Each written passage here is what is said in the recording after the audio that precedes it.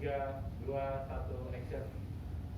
Pada hari ini, tanggal 18 Januari 2021, kami yang tergabung di dalam tim hukum buruh menggugat yang diketuai oleh Bapak Dr. Hotma Sitompul telah menjalani dan mengikuti sidang keempat perkara nomor 101 tentang gugatan KSPSI Andi Gani dan KSPI Judicial Review di Mahkamah Konstitusi.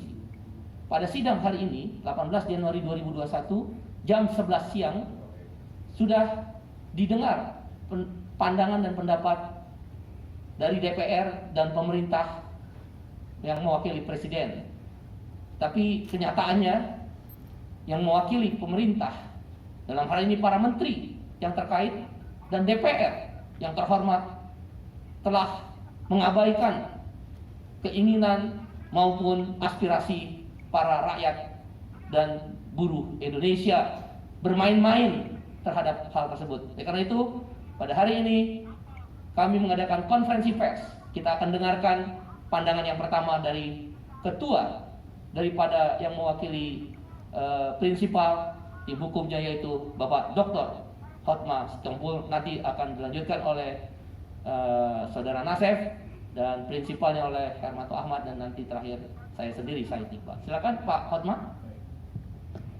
Assalamualaikum warahmatullahi wabarakatuh. Saya Ketua Tim Hukum Buruh Menggugat sangat menyesalkan, saya ulangi, sangat menyesalkan bagaimana wakil pemerintah tidak siap menjawab permohonan kami. Ini sungguh menunjukkan kepada masyarakat ketidakseriusannya para wakil-wakil kita di DPR itu. Sungguh sangat disesalkan. Saya berharap Bapak Presiden Republik Indonesia dapat menegur wakil-wakilnya dari kementerian-kementerian yang seharusnya siap menjawab permohonan kita. Ini adalah persoalan menyangkut harkat martabat rakyat kecil. Tolong diperhatikan. Sekali lagi saya berharap wakil pemerintah dan DPR RI, perhatikanlah rakyat kecil di bawah itu.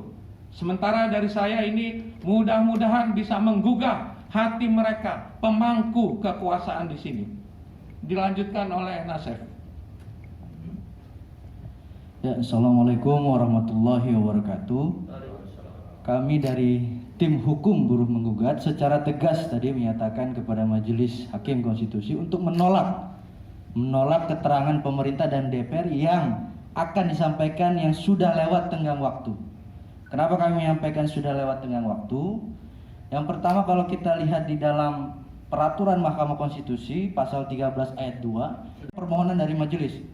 Saya kira kita semua sudah tahu mengikuti proses. Kita mengajukan permohonan itu di November, bahkan kita menyampaikan itu dalam 12 rangkap, yang artinya 2 rangkap itu, 1 untuk DPR dan pemerintah, yaitu di November. Belum lagi kalau kita lihat di situs MK itu sudah diupload sejak kami mengajukan permohonan.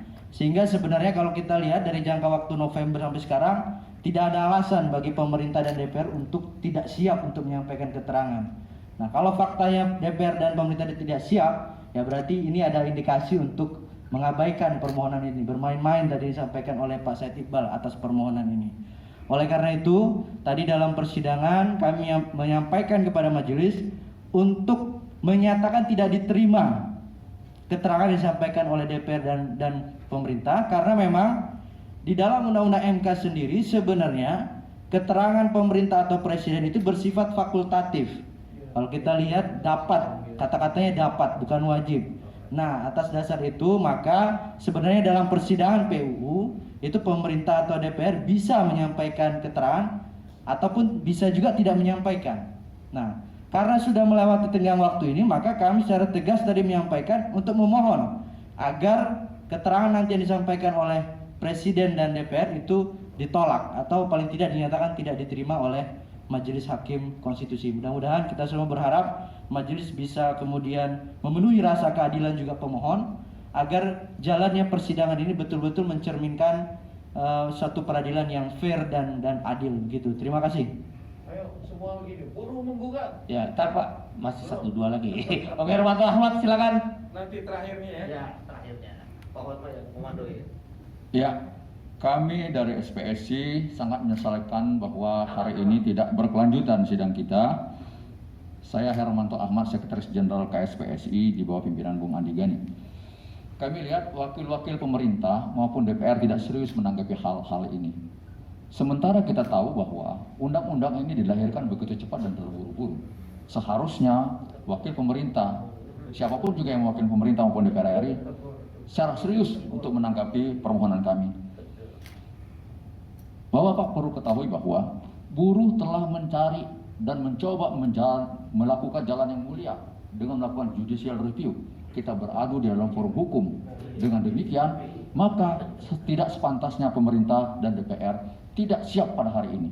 Saya kira ini menjadi catatan bagi kami.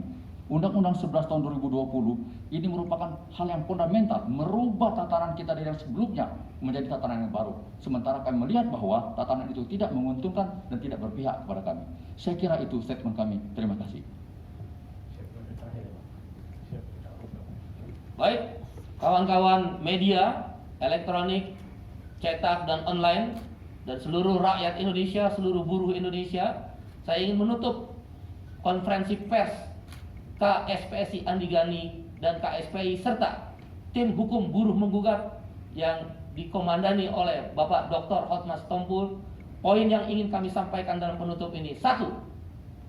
Mengapresiasi Presiden Republik Indonesia Bapak Joko Widodo yang mendorong para pihak yang tidak bisa menerima Undang-Undang Omnibus Law nomor 11 tahun 2020 tentang Cipta Kerja ini dibawa ke Mahkamah Konstitusi.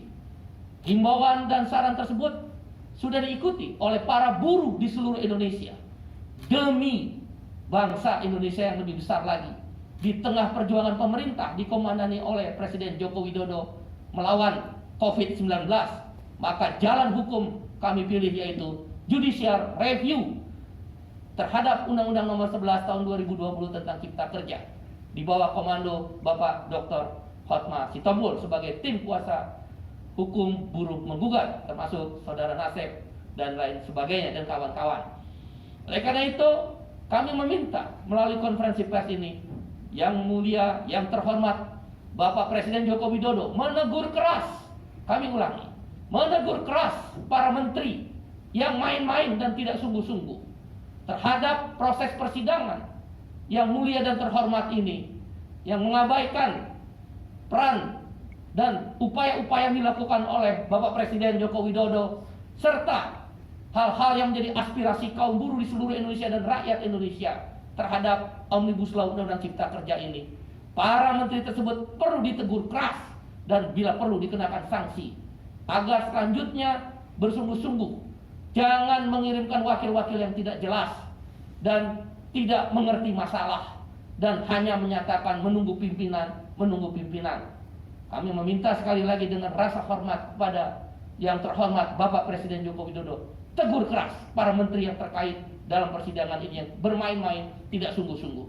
Kami mendukung bersama Presiden dan para menteri berjuang untuk mengurangi pandemi COVID-19 termasuk aparat keamanan. Kami apresiasi. Tetapi Omnibus Law, Undang-Undang nomor 11 tahun 2020 tentang Cipta Kerja pun menentukan masa depan rakyat Indonesia dan kaum buruh, termasuk persoalan lingkungan, hak asasi manusia dan lain sebagainya. Yang kedua, memohon dengan hormat kepada yang mulia para hakim Mahkamah Konstitusi yang hari ini dipimpin oleh langsung Ketua MK. Tunjukkan kemuliaan dan marwah daripada Mahkamah Konstitusi. Tolak permintaan daripada pemerintah dan DPR yang meminta untuk diberi waktu lagi menyampaikan pandangan dan pendapatnya, sebagaimana disampaikan oleh Bapak Dr. Hotma dan Saudara Nasib, bahwa menurut PMK bersifat fakultatif, tidak perlu lagi didengar penjelasan pemerintah dan DPR tersebut, dan sidang bisa dilanjutkan terhadap pokok-pokok atau agenda-agenda lainnya. Mudah-mudahan Hakim Mahkamah Konstitusi mendengar ini dari hasil konferensi pers kami. Yang ketiga, mengecam keras, mengutuk DPR RI, pimpinan DPR RI, ketua, pimpinan dan anggota Panja Balik DPR RI tentang Omnibus Law Undang-Undang Cipta Kerja, mengutuk keras main-main terhadap hak-hak rakyat, hak-hak buruh yang terabaikan, yang sudah kami kecam proses pembahasannya seperti kejar sinetron. Dan hari ini DPR, pimpinan DPR, pimpinan Panja Balik dan anggota Panja Balik Undang-Undang Cipta Kerja mempertontonkan di muka rakyat Indonesia yang main-main, dibayar mahal oleh negara, dibayar dari pajak rakyat, tapi kerja tidak becus, kerja tidak sesuai dengan harapan. Kami mengecam dan mengutuk keras. Mohon kiranya pimpinan DPR memberikan sanksi tegas. Majelis Kehormatan DPR memanggil para pimpinan dan panja anggota balik yang tidak menghormati proses hukum di Mahkamah Konstitusi. Dengan demikian, kami mengharapkan para pihak, pemerintah dan DPR memperhatikan konferensi pers ini dari tim hukum buruh menggugat dan prinsipal KSPSI Andi Gani dan KSPI. Bila mana ini tidak didengar, bisa dipastikan aksi unjuk rasa besar-besaran yang melibatkan ratusan ribu, bahkan seperti tanggal 6, 7, 8 Oktober yang lalu tahun 2020 akan terjadi kembali. Rakyat dan buruh telah dipancing dengan keteledoran, kelalaian, tidak bersikap sebagaimana seorang negarawan daripada anggota dan pimpinan DPR, termasuk para menteri-menteri tersebut. Bapak-bapak dan ibu-ibulah para pejabat ini yang memancing rakyat untuk bereaksi keras. Terima kasih. Semoga Allah menyertai kami dan Allah menjaga para pemimpin termasuk Presiden Jokowi dalam mengatasi COVID-19 ini. Assalamualaikum warahmatullahi wabarakatuh. Silakan Pak Hotman. Komando! Hidup buruh. Terima kasih.